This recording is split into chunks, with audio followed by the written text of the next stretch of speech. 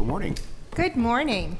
Thank you so much for giving me an opportunity to testify, and committee members for coming and being present, and of course, committee staff. I know how critical you are. Thank you for your work. You know, I want to launch into this first by setting the stage. We know that we have a lot of unpaid family caregivers in the Commonwealth of Massachusetts. And in fact, we have brand new polling that we just was in the field last week. This is preliminary data, but according to this, 58% of Massachusetts people have either served as a family caregiver in the past or are currently serving as a family caregiver. This is a very large percentage of the Commonwealth. So what we are trying to do is, first of all, acknowledge this work. This is hard work, it is unpaid, and it has impacts to the caregiver themselves and their families. We want to make sure that they receive some support and recognition of this work because it represents about $15 billion in services to the Commonwealth that we don't have to pay for, which is amazing, right? But as we're entering a time where Medicaid funds are being reduced, we've seen the impacts at a broad level. I know you've been briefed, we've been briefed on what that might look like. The impact to the aging community in Massachusetts will be significant. So now more than ever, we need to support family caregivers who are doing this work out of the goodness of their heart, because this is a family member they want to support. But those services are critical to all of us in the Commonwealth. And so we put forth a bill that is unlike the long-term care bill that's been discussed previously last session, because nothing in that bill really talked about the unpaid family caregiver. And so we wanted to respect that and amplify the work that they do. So we know that 94% of all people in Massachusetts want to stay in their home as they age. This, and 42% of all caregivers have had to either reduce hours or leave the workforce in order to be caregivers. So of course, the first thing in this legislation and why we're here is the refundable tax credit for $1,500. Now that goes a little way to support the average amount people pay out of pocket, which is $7,000. So we're saying for a refund for specific types of expenditures that they could get through taxes, right? We want to protect people from discrimination in the workforce. We want to provide respite vouchers for middle-income families. Now we have programs for lower-income families. We'd like to be able to extend that to middle-income families. Codify existing unemployment benefits. If you have to leave your job in order to care give, we believe you should be able to get unemployment, as is currently the practice. And we want all eligible spouses to be able to be paid as caregivers. This is critical. This is a bill that's been passed previously, and we are supporting that as part of this legislation. The caregiver tax credit language has already been passed out of this committee. It's the same language that passed last session. So, and finally, establishing a permanent commission to acknowledge and to review what those supports are, how effective they are moving forward to support family caregivers. I'm happy to answer any questions. Great. Thank you so much for your testimony. Are there questions from the committee? Representative Linsky? Thank you, Senator, and thank you, Ms. Benson, for your testimony. It's not really a question, just a couple of comments. First off, this is something that we clearly should do. I've supported this legislation in various forms for a number of years, and I thank you very much for coming in and testifying in favor of it. I also want to point out that our former colleague and dear friend, the late Representative Chris Walsh, really carried this for a long period of time, and that he experienced it personally in taking care of his elderly father for a long period of time before his father passed and then before Chris passed. This is something that I've been in favor of, and I would urge my colleagues to support this bill, and let's get this bill done this session finally. So. Great. Thanks so much, Representative. If you want to offer any comment. Sure. I'm currently a caregiver myself, and juggling work and caregiving responsibilities is very trying and difficult at times. And it is becoming more so for people across the Commonwealth due to increasing prices, due to pressures from their job. And we need to do everything we can to be able to support this, because we know community-based services are at risk with Medicaid cuts. We know institutionalization, which most people don't want, but much of it is paid through Medicaid. So we're at a crisis point right now, and thank you for remembering our former colleague, our late colleague, who was, I remember from my time in the House, very eloquent on this subject, and many of us have had these experiences. You will hear from your colleague, Representative Kushmerek, very soon. I will say, and I only have the one copy with me, but as you know, AARP has the highest circulation publications in the country, and his story is featured in this week's bulletin. I'll leave that with you. He has a very moving and compelling story that I think you will all appreciate, but it really exemplifies the impacts on family members.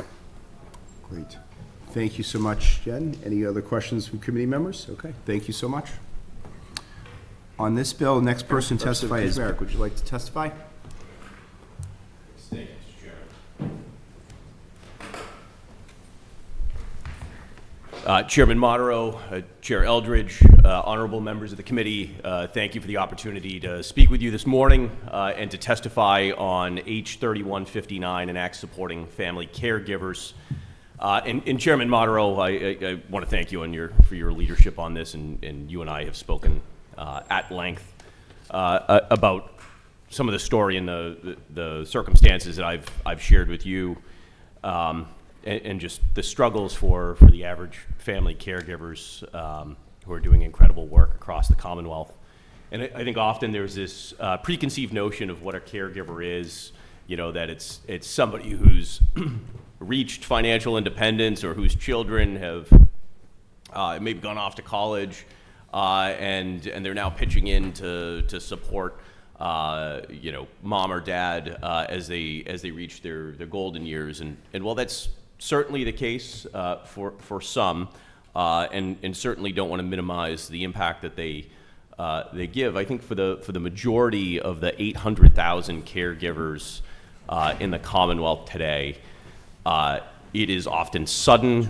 The caregivers are often caught unprepared, untrained, and are under-resourced to be able to take on the work that they do in the Commonwealth to support their loved ones and their family members each and every day. And that was true for me when I effectively ran away from home at 17, dropped out of high school, and by the grace of God found myself in Fitchburg at Fitchburg State University, but I had no idea that 5 years later I would get the call, and in a heartbeat I was snapped back into the same reality that I effectively ran away from 5 years earlier. I went from being, a 22-year-old focused on final exams and keg parties to now worrying about mass health rep payee forms and medication management for my aging parents who had struggled from a lifetime of mental illness and substance use. From that point forward throughout my 20s and into my 30s, that really defined my existence. My biggest worries were struggling with how do I do enough work to justify my employment with my employer while trying to establish my career in my 20s, with how do I provide enough care to my two parents who desperately need me in that moment. And I think that struggle is true day in and day out for the majority of our caregivers in the Commonwealth, whether they are teens or octogenarians. They often find themselves unexpectedly and unprepared for a situation that requires everything and more than what they have. And as deeply rewarding as that experience was for me, it taught me empathy, it taught me compassion, and most of all, forgiveness. It was also the most difficult time of my life, often those nights were the most difficult. As you figured out, how do I go into yet another day where my resources are overtaxed? And I've given all of myself to being a caregiver, nothing to myself, and yet I've got to find a way to wake up tomorrow and do this all over again with no end in sight. During a particular dark period of time where my mother was boarding in an ER, on day 7, I find myself and my mother just breaking in the ER, crying next to her. She wondering how in her 60s, her life has come to this, staying overnight in a ER boarding situation in the hallway of an overcrowded hospital, and me wondering, why can't I care enough for my loved one? And why can't I do more? And why aren't there more resources? And it was really that moment for me that I said, somehow, somewhere, at some point in my life, I am going to find a way, no matter what, to give back, not for me, but for the next generation of caregivers. So the next people aren't crying themselves to sleep at night, wondering why it has to be so hard to provide care for the ones you love. And that brings us to the situation we're in today, and certainly you've heard from the Mass Adult Foster Care and the incredible team at AARP and the specificity of the bill and the different factors that can really make a positive impact. But today we file that bill at a time where the long-term care system is incredibly fragile. Long-term care facilities are closing at an unprecedented pace. The long-term care workforce is shrinking and struggling to attract and retain talent. Also, at the same time that mass amounts are being deported from the United States, and at the same time, we also have assisted living facilities that aren't being created at the pace that is necessary, and we have an aging population in Massachusetts that is increasingly aging, and the workforce is decreasingly declining in terms of population. And that brings us to the 800,000 caregivers that at some point in the near future will be 1 million caregivers in the Commonwealth. This silent population in Massachusetts doing hundreds of thousands of hours every day that our long-term care facilities don't have to, that our health insurance agencies don't have to pay for, and they're doing it at an incredible cost to themselves. And this is that opportunity for the tens of thousands and hundreds of thousands that tonight will go to sleep wondering why life has to be so hard and hope that tomorrow somehow can be a little bit better for their loved one and for themselves. This is our opportunity on Beacon Hill to say to them, go back to sleep. Tomorrow will be better. We have your back. And so, Mr. Chairman and Honorable Committee, I hope that you take this sincerely, and I look forward to working with each of you on advancing this bill and the cause of supporting our family caregivers in the future. Thank you all. Great, Representative. Thank you so much for telling your story and advocating for the legislation and filing it.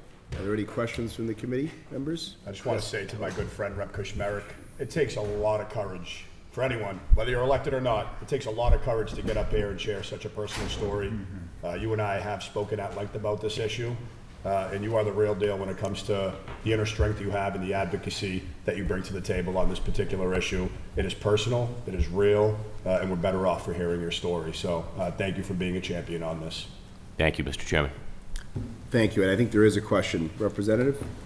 Thank you, Mr. Chair. Thank you, Representative. You also, as I listened to your poignant comments there, you remind me of a term that I learned early in my professional career, which is a product of what you described today, which is called caregiver fatigue. The 800,000 people that you talk about, which, like you, I have an intimate understanding of from my own father, but I was fortunate to have 5 brothers, is that the physical and mental toll that the fatigue takes from being, especially the primary caretaker, impacts the caretaker's life, the caregiver's life, their quality of life, their existence, how long their life expectancy will be. And a lot of times, people don't even understand that that is a byproduct of caregiving across this Commonwealth for so many. When you talk about the older the caregiver is, the quicker that fatigue sets in and takes such an impact. It's a true product that very few ever talk about, but so relevant to this issue. And I thank you again for your comments. Thank you, Mr. Chair. Thank you, Representative. Thank you, Representative. Appreciate you your all. testimony. I see Senator Joe Comerford is here. Senator Comerford.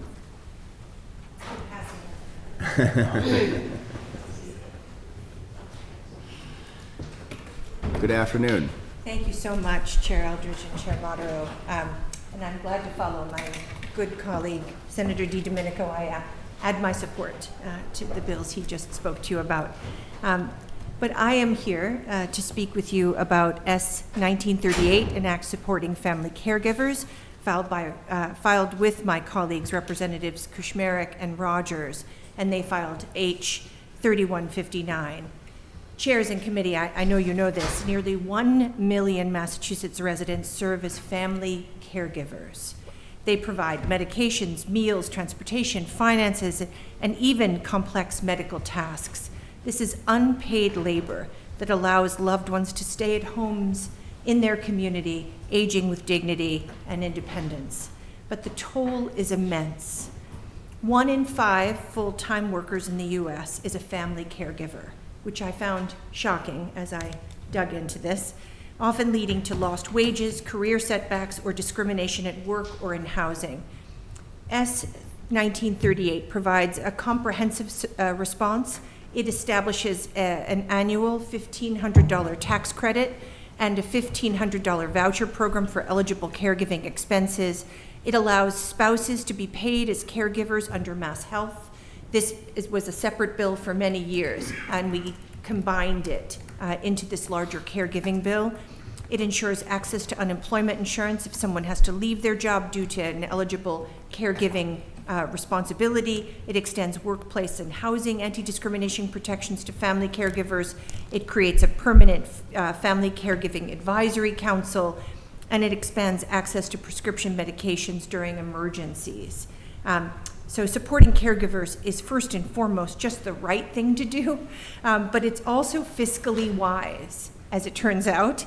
Massachusetts caregivers provide approximately 730 million hours of unpaid care, saving the Commonwealth $15.1 billion, that's a B, billion dollars overall.